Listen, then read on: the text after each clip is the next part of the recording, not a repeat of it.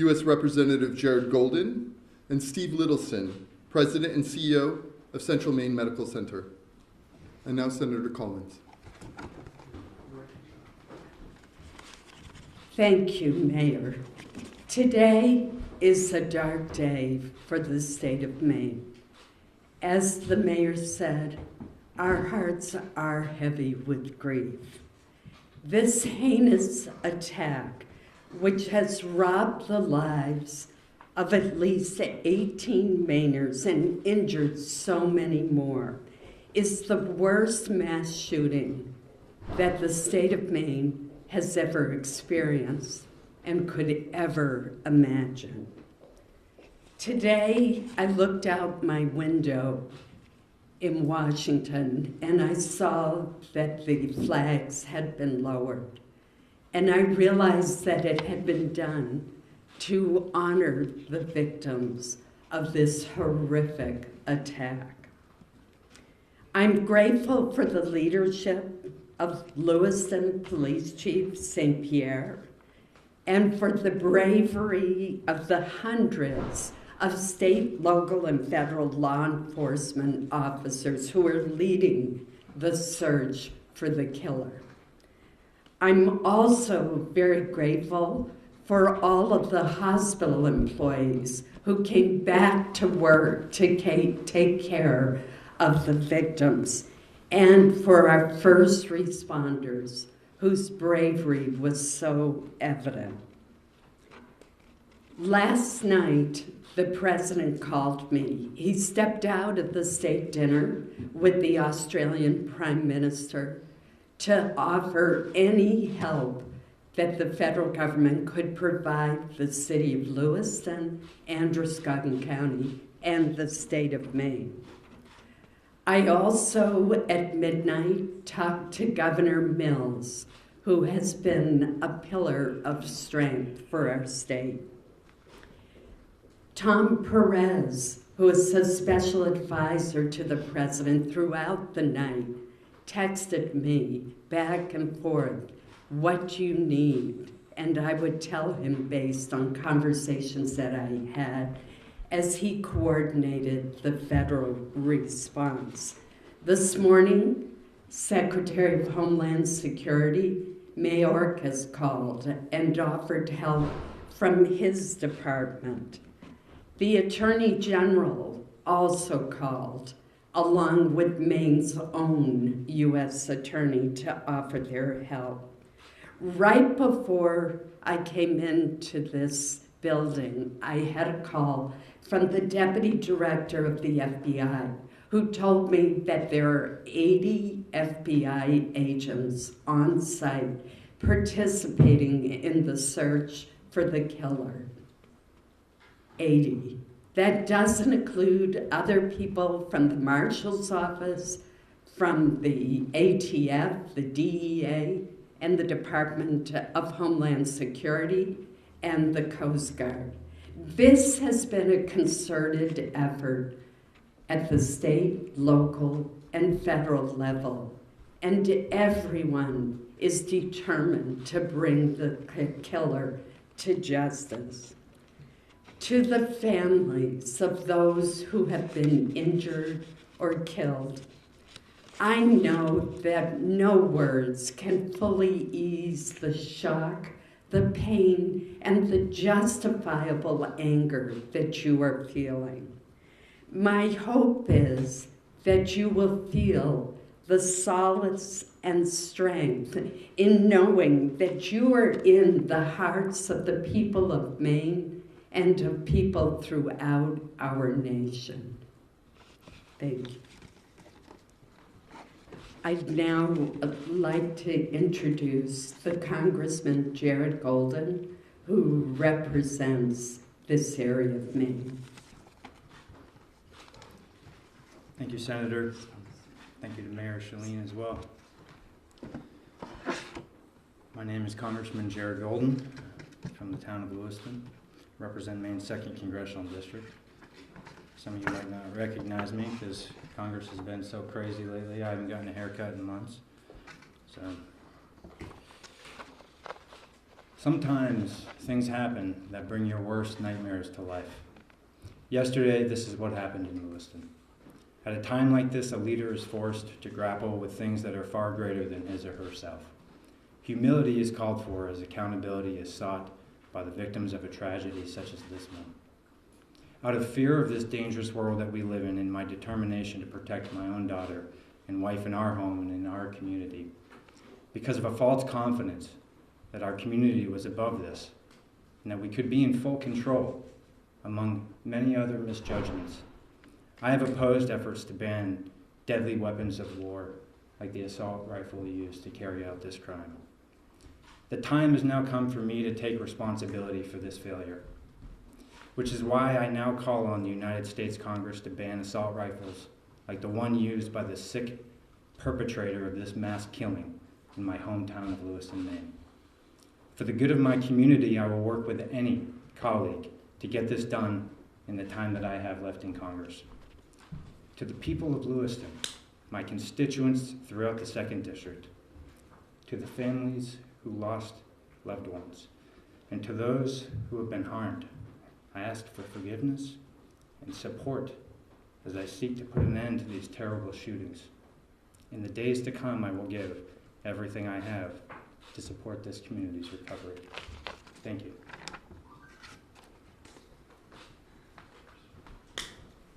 And now I would like to introduce Steve Littleson, President and CEO of Central Maine Medical Center. Good evening, everybody. I'm Steve Littleson, the CEO of Central Maine Healthcare, which includes Central Maine Medical Center here in Lewiston.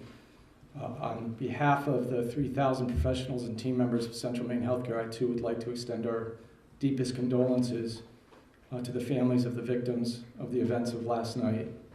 I would also like to acknowledge the compassion and the expertise and the teamwork displayed by the healthcare professionals in this community last night when called upon under the most extreme circumstances.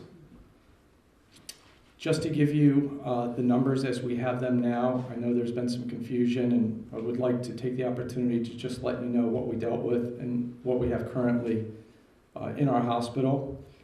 All but one of the patients that were taken from the scenes last night were brought to Central Maine Medical Center. One was transported directly to St. Mary's Medical Center here in Lewiston. Of those patients, 2 were treated and discharged. 1 of those patients was transferred from Central Maine Medical Center to Maine Medical Center in Portland. 3 patients, unfortunately, passed away in Central Maine Medical Center last night. Of those, 8 remain now, and we have 5 patients who are in stable condition, 3 who are in critical condition in our critical care unit. Just to give you a sense of the scope of what we dealt with within a relatively short period of time, last night within about 45 minutes to an hour, we had 6 fully staffed and running operating rooms at Central Maine Medical Center caring for the wounded and the victims. The professionals that were operating simultaneously in those 6 operating rooms included orthopedic surgeons, general trauma surgeons, urologists, vascular surgeons, as well as anesthesiologists and support personnel.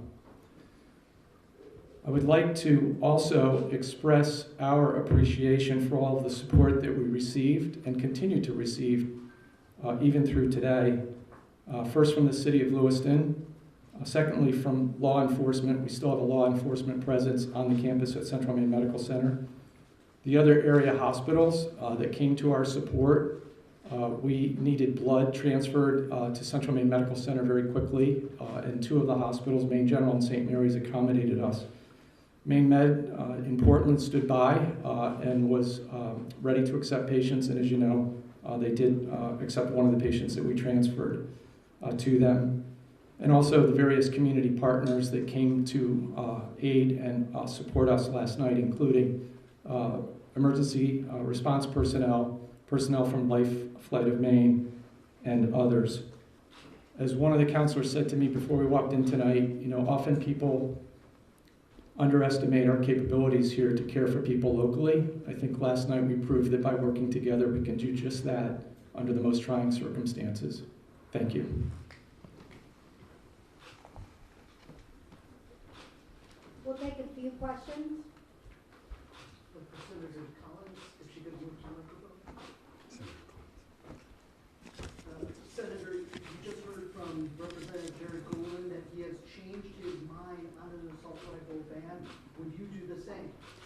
Well, first of all, let me say that I think it is more important that we ban very high capacity magazines.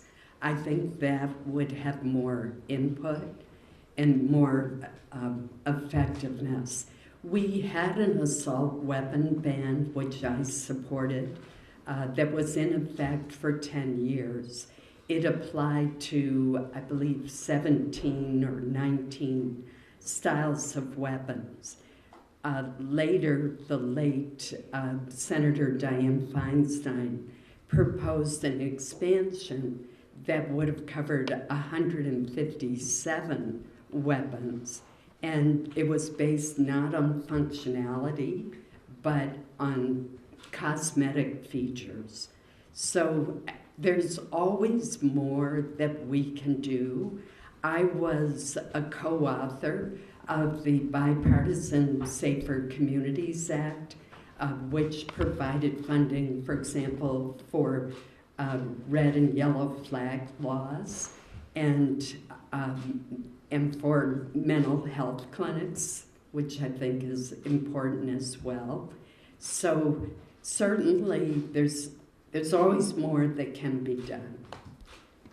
Senator, a decade ago, though, you opposed legislation that limited access to expanded, stocks and firearms capacity. Are you suggesting that you would do something different now?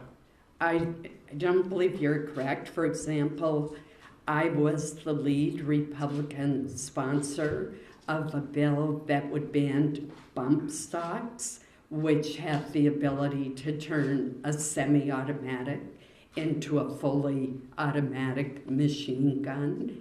And that legislation has not been enacted into law. There was an attempt to do it by regulation, but it was struck down by the courts. I still support the bump stock legislation. The other thing that I think we can look at is, and I advocated, was to increase the age at which you could purchase a high-capacity rifle from 18 to 21, the way it is for a handgun. Senator Collins, you mentioned there are a lot of questions about the whereabouts of Robert Card. You mentioned a number of agencies searching for him.